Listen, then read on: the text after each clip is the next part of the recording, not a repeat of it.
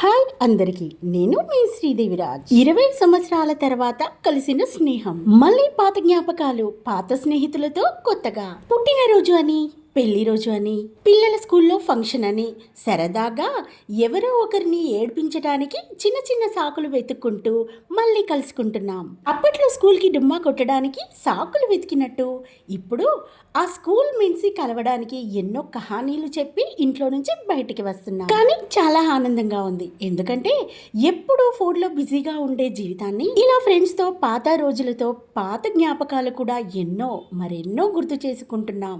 మేము కలుస్తున్నట్టుగా ఇలా చాలా మందికి కలవాలని ఉంటుంది, కానీ టైం లేదనో, బిజీ అనో, జాబ్ అనో ఏదో ఒక సాకు చెబుతూనే ఉంటారు. ఒక్కసారి మీ పాత స్నేహితులని నలుగురిని కలిసి గంటసేపు వాళ్ళతో గడపండి. ఎందుకంటే ఎలాంటి బాధనైనా షేర్ చేసుకోగలిగేది ఫ్రెండ్స్ మాత్రమే.